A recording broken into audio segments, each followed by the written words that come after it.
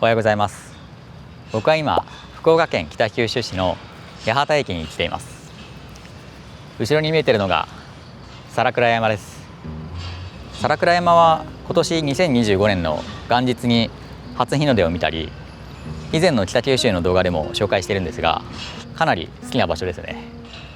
以前は北九州の小倉とか門司港とか町のエリアを中心に楽しんできました。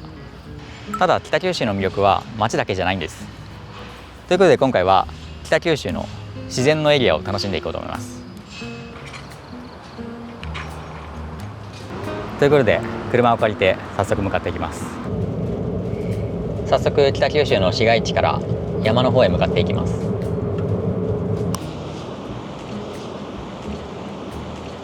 道中の出入り山崎に立ち寄りました。ここにはここでしか買えないパンとかがあるみたいなので立ち寄りました。ここでお昼ご飯を買って先に進みます。さあ、それでは平尾台に向けて進んでいきます。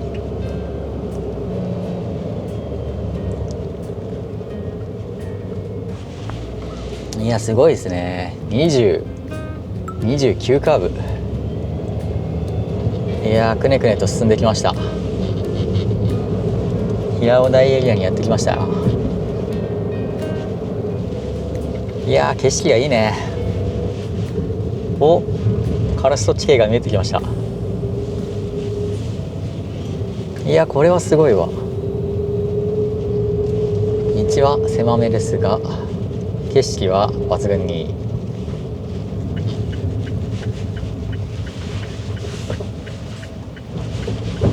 目的地は右側です。結構いるんだな。さあ、ということでやってきました平尾台。見てください、この後ろの景色。いや、すごいね。せっかく来たんでめちゃめちゃ暑いですが登っていきたいと思います。いや、マジでめちゃめちゃ暑いですが、しっかり日焼け対策して無理はせず行けるところまで行こうと思います。北九州の市街地から車でおよそ30分。ここに広がるのが平尾台です。平尾台は山口県の秋吉台、高知県と愛媛県にまたがる四国カルストと並んで日本三大カルストの一つです。カルスト地形とは、水に溶けやすい石灰岩が雨や地下水などによって削られて生まれた大地のこと。まさに自然が時間をかけて作った彫刻のような景観が広がっています。僕が今いるのは茶ヶ床園地というところですね。ここに駐車場があって、ここからハイキングしていく形になります。さあ、登っていきます。いやー、しかし9月も中旬なのにめちゃめちゃ暑いですね。いやー、このスケール感やっぱすごいね。さあ、入っていくぞ。いや、雲もいい感じになんかダイナミックに感じますね。日差しを遮るものがないので日焼け対策はしっかりした方がいいですね。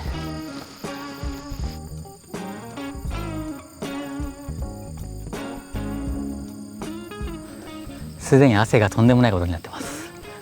いや、暑い。いや、さあ、分岐路に着きました。ここは中峠っていうところらしいです。大平山方面に向かっていきます。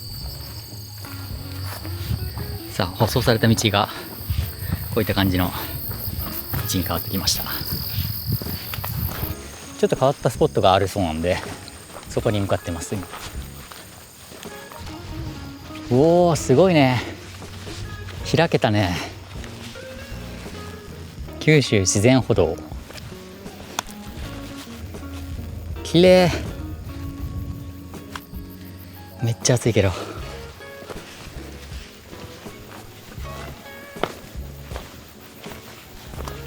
この草原に点々と立っている岩はピナクルと呼ぶそうです。これは石灰岩が雨に削られて硬い部分だけが残ったものなんだそうです。地面から突き出している岩に見えますが、実際は逆で削られずに残ったものなんですね。そしてそんなピナクルが羊みたいに点々と並ぶ様子から羊群原とも呼ばれているそうです。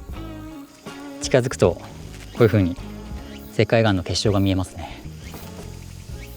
あ、これですね。ありましたね。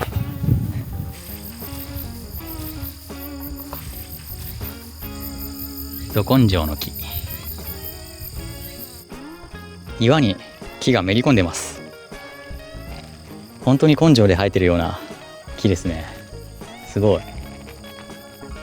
夏だと草木が生い茂ってて道があるんだかないんだか分かんないですね。足元が全然見えない。あ、これだ。来ました。汽水岩。これが汽水岩です。岩がキスしているように見えるところですね。根性の木と汽水岩をチェックしたので、今度四方台というところに向けて登っていきます。やばい、もう全身がもうびっちゃびちゃですね。しんどいけど頑張ります。映像じゃ伝わりにくいと思うんですが、めっちゃ斜面すごいんですよ。ずっと斜面っていう感じで、日差しの照り具合といい、なかなかしんどいですね。秋ぐらいがちょうどいいと思うんですけど、9月中旬でこれか。いやー、登るな。いやー、上がってきました。いやー、すごいね。すごいわ。北九州の街並みも見渡せます。登るのは辛いですけど、この尾根を歩くのは楽しいですね。目の前に見えてるのが四方台ですかね。あとちょっとか。よし。雲がかかってくれて、いやー、一気に涼しくなりました。雲が天然のカーテンになってます。いやー、ありがてえ。さすがに30度とかいく気温の時に登ってる人はほとんどいないですね。目の前に大きな穴みたいなのが見えると思うんですが、これはカルスト台地によく見られるドリーネって呼ばれる窪地ですね。雨水が石灰岩の大地を溶かしていって少しずつくぼんでいって出来上がったのがああいう窪地のドリーネですね。そしてそんな水がさらに地下に入って削っていくと鍾乳洞ができるってわけですね。いや、すごい地理を学べますね、ここで。そんなドリーネがいくつも重なって大きくなっていくとウバーレ、ポリエっていう風になっていくみたいです。なんか高校生の時にドリーネ、ウバーレ、ポリエって自分のように唱えていたのを思い出しましたね。目の前にあるドリーネめちゃくちゃ大きいですね。ちょっと落ちたらやばいなって思うぐらい恐怖感すら感じますね。そしてこうやって上の方にまで来ると本当にドリーネがところどころに点在しているのが分かりますね。いやー、でもやっぱ実際に見てみると全然言葉以上に学べますね。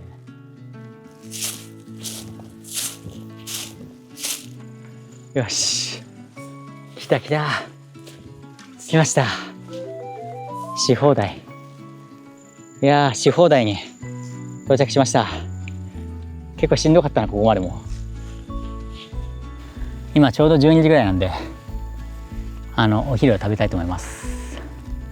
それにしても本当日陰がないから厳しいですね、結構。行く途中のデイリー山崎で買ったのがこれです。平尾大パン。クリームもはみ出るぐらい入ってます。じゃあいただきます。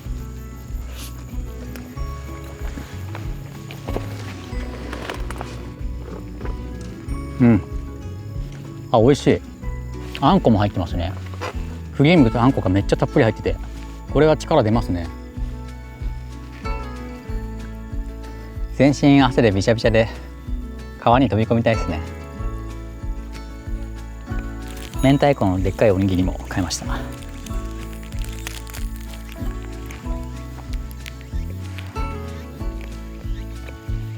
まい。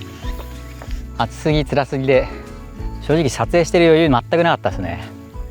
編集でどうなるか、どうすっかな。そして目の前に見えてるのが平尾台の最高峰貫山ですね。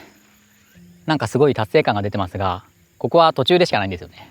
本当は貫山にも行きたいんですが、ちょっと体力と暑さと時間的に厳しいので諦めます。まあでも来れてよかったです。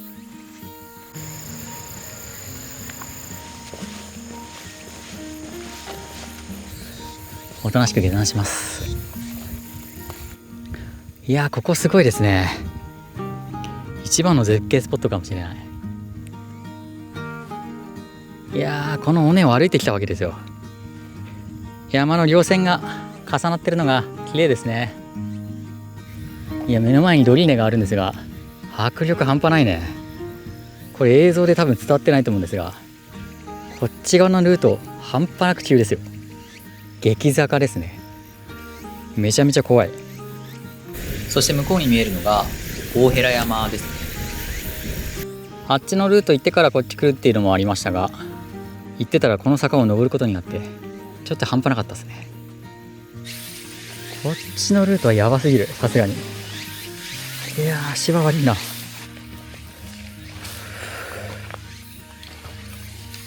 ここまで来ましたか。よっこいしょ。これ下りはいいけど、ここ登る人すごいわ。これは登れないわ。いや、ドリーネこんな近くで見るのすごいね。そしてまさに羊群原というような景色です。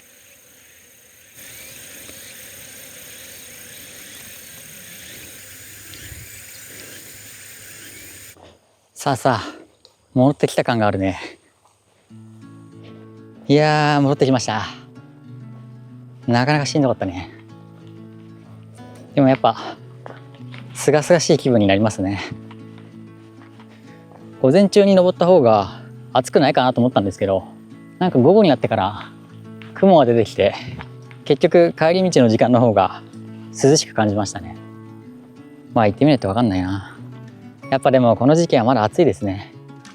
本当にあと少し経って秋になったらすごい気持ちいい登山になると思います。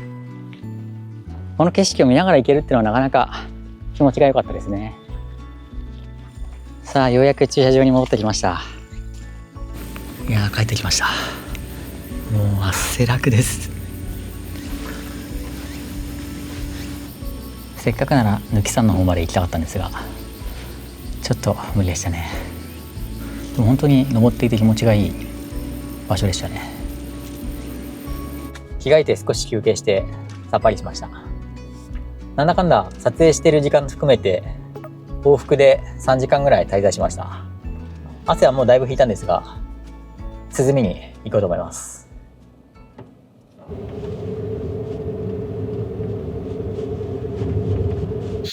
さあ、続いて選仏鍾乳洞にやってきました。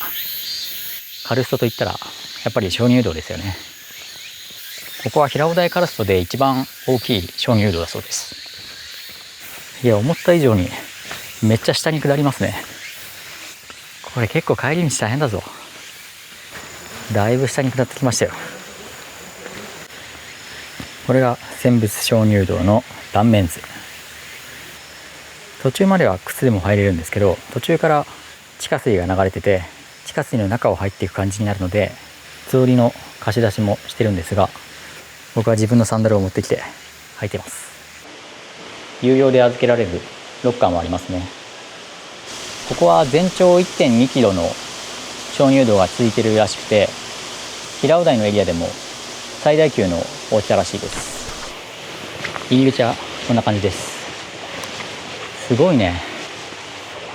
ここをくぐって入ると濡れてもいいようにジャケットを持ってきました。これで入っていきます。うわ、すごいね。すごいね、このダンジョン感。いや、もう天然のクーラーですね。完全に涼しい。すごいな。これ男子全員好きでしょ。いや、これはワクワクしちゃうね。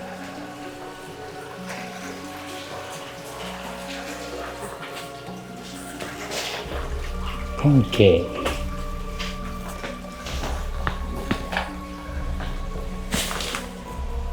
大黒柱。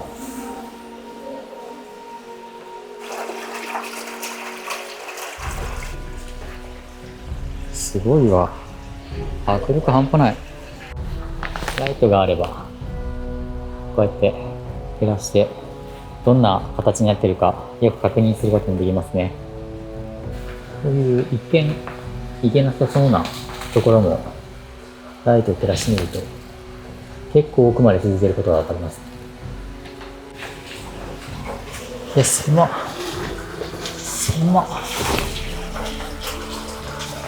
ああ、すごいね。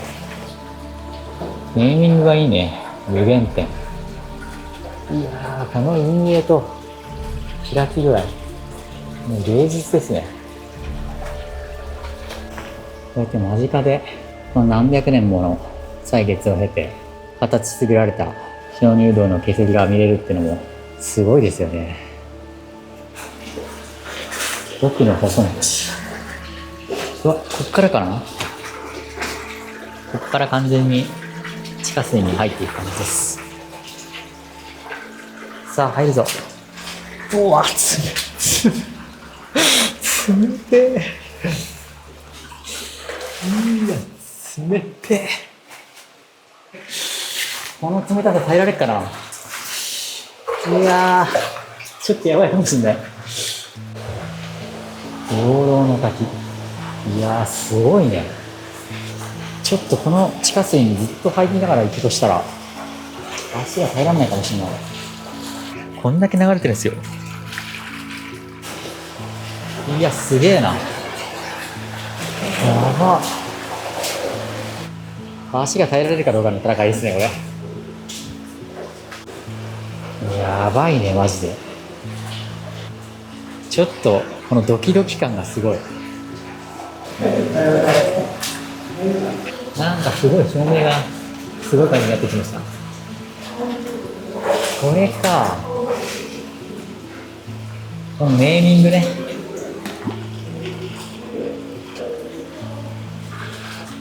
想像よりはるかにすごくてびっくりします。ちょっと深くなってきました。これマジどこまで続くんだよ。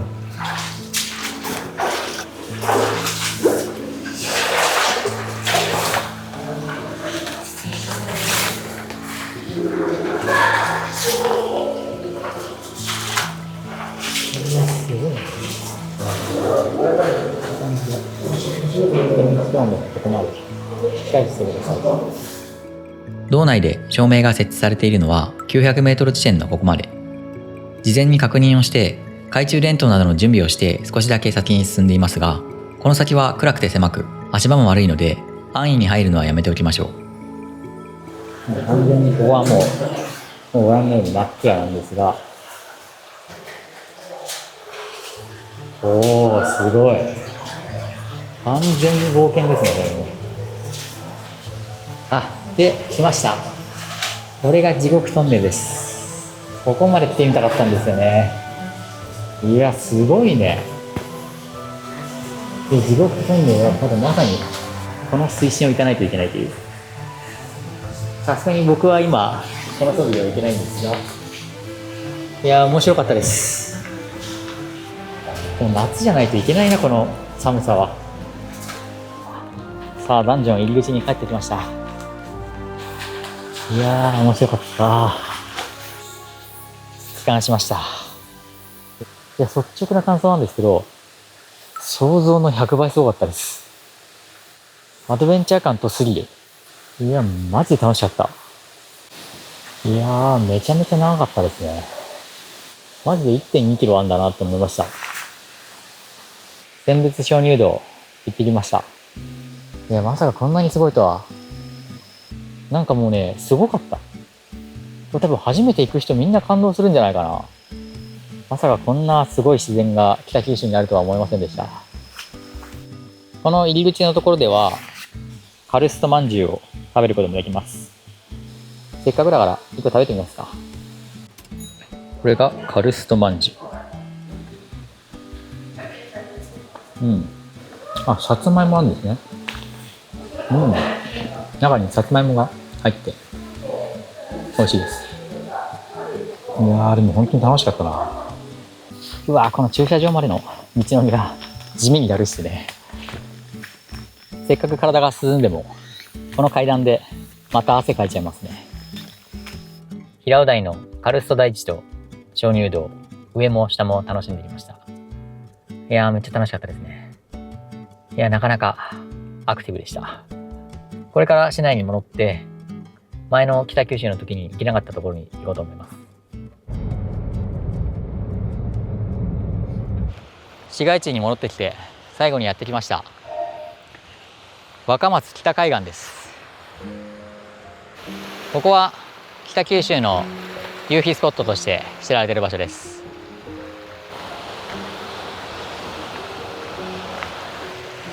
これは響灘かな。海に浮かぶ風力発電も雰囲気あっていいですね。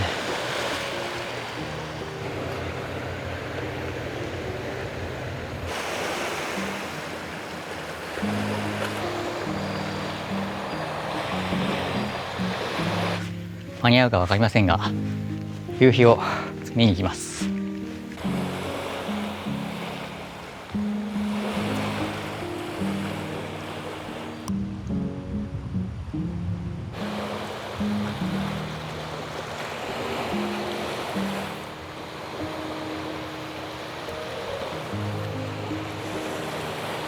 ということで今回は北九州パート2ということで紹介してきました。カルスト大地の自然を感じてかなりアクティブな一日になりました。北九州は自然もすごいんだっていうのを伝われば嬉しいです。この動画が参考になれば幸いです。最後までご視聴ありがとうございました。